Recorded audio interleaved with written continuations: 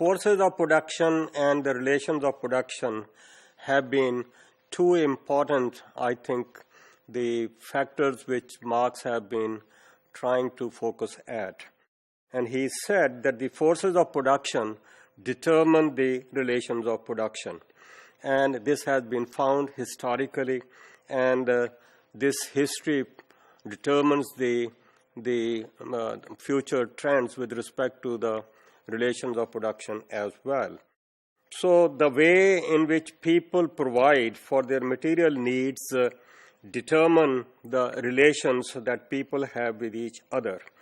That means the material forces of production, that how do they focus on the economy, how do they earn their living, whether this is agricultural society or industrial society. His focus has been that the material forces of production determine the relations of production.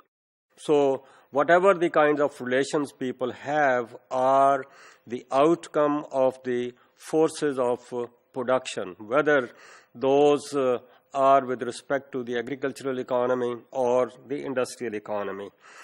Now, as an outcome of that, we also see that the institutions also emerge out of those relations of production.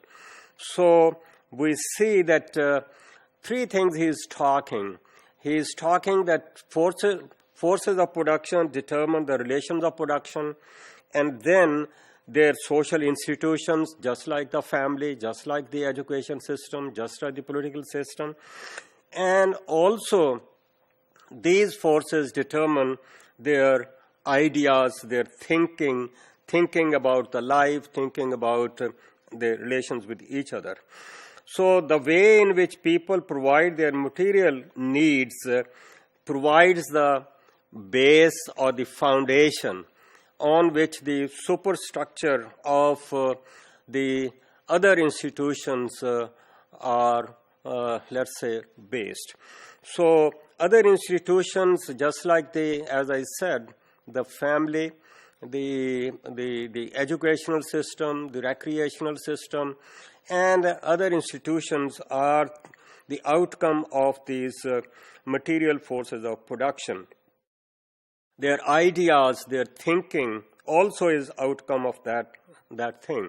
So he calls those institutions as a superstructure, and this superstructure is based on the relations of production. And this he found is historically true, and this is how it happens. The history shows that the things move that way.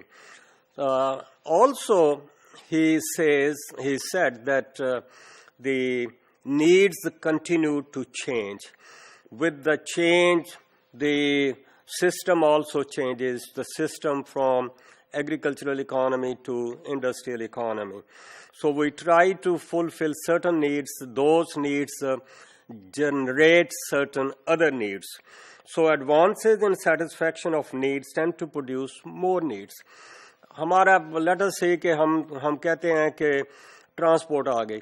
अब transport के साथ और बहुत सारी चीज़ें आएंगी. उसकी maintenance की बात है, उसकी लेट्स से रिपेयर की बात है, और उसके साथ और बहुत ज़्यादा ऑक्यूपेशंस जन्म लेते हैं. So that is how other needs come in.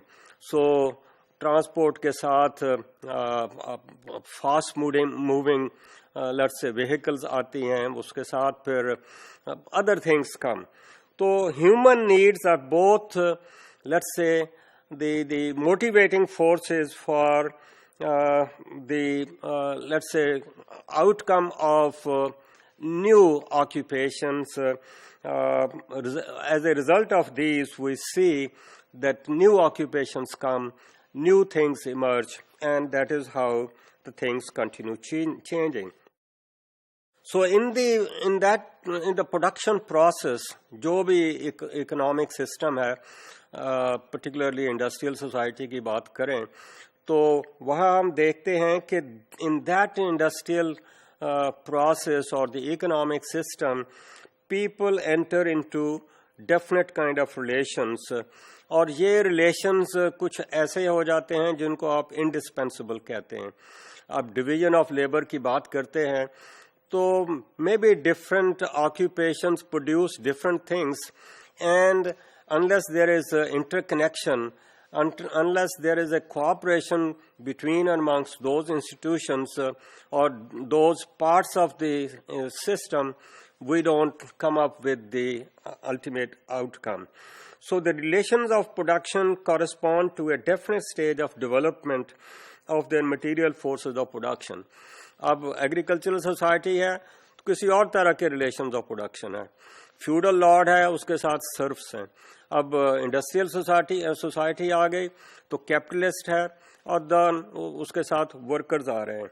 So economic base is the real foundation on top of which arises the other institutions. As I said earlier, वो फैमिली का इंस्टीट्यूशन हो सकता है, वो पॉलिटिकल इंस्टीट्यूशन हो सकते हैं, वो एजुकेशन का इंस्टीट्यूशन हो सकता है, वो लीगल इंस्टीट्यूशन हो सकते हैं, और ये सारे जो इंस्टीट्यूशंस हैं इनको वो सुपरस्ट्रक्चर के नाम से बोलता है, and that is how the system continues. Then he also says that in this process we see that there is some kind of conflict. So material forces of production in society, they come in conflict with the existing relations of production. अब यहाँ पर अब वो बात कर रहा है कि outcome of that conflict is revolution.